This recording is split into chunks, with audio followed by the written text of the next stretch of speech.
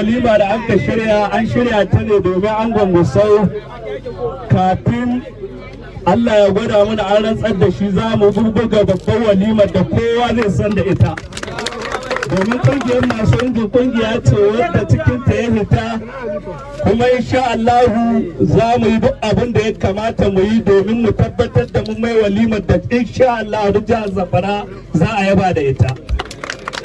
Sannan ina tabbatar da mutane da cewa angon Gusau mutum ne adili, masoyan al'umma kuma masoyan Gusau. Duk wanda Allah na tabbatar da yau cikin farin ciki yake domin ya zo ya ga angon Gusau, to kuma ga angon Gusau ne ya zo kowa ya gan shi.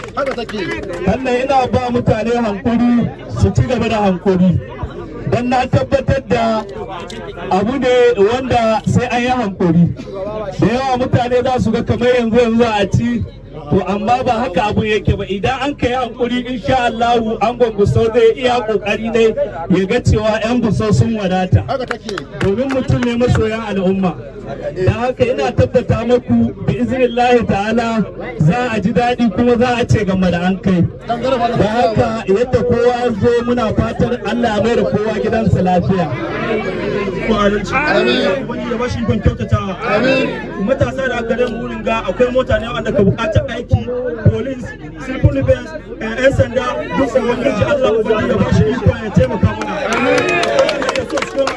Ubangiji Allah ya bashi iko ya taimaka mana.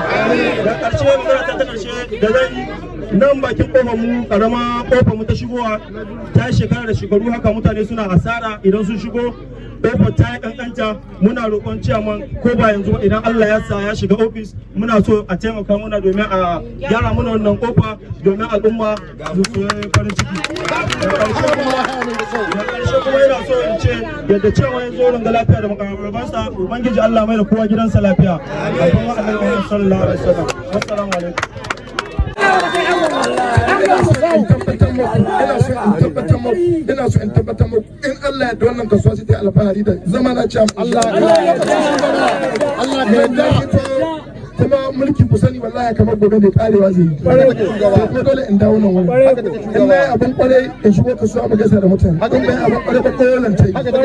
Ina so in tabbatar muku in Allah ya da kasuwa tuno wada za a yi alfahari da akai insha Allah. Kawo lokaci shugaba. Sannan abu na biyu, matasan mu na sani akwai masu karatu, akwai masu su wuce karatu, akwai masu su wuce police.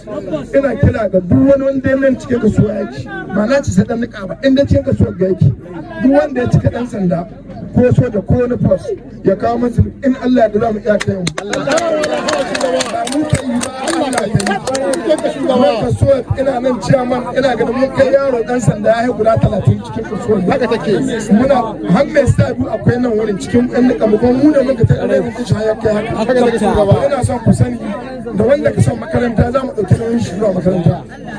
Sannan magana kuma empowerment za mu yi ƙoƙari mu samo bashi mai sauƙi wanda za mu ba mutanen mu don kasuwancin su ya tashi. Na sai da kasuwa ta wallahi kasuwar ga yanzu ta kaji ɗan kasuwar nan akwai tausayi, abubuwa sun yi ƙasa. Insha Allah za mu taimaka, za mu da kasuwanci sannan abu na ƙarshe ba gaɗin kasuwar tunu wada ba, ba gaɗin kasuwar tunu wada ba. In Allah ya da ikon Allah duk abunda kasuwar insha Allah za mu yi. Insha Allah za ku tabbatar da ni daga cikin kasuwar ga haka zaka shugaba.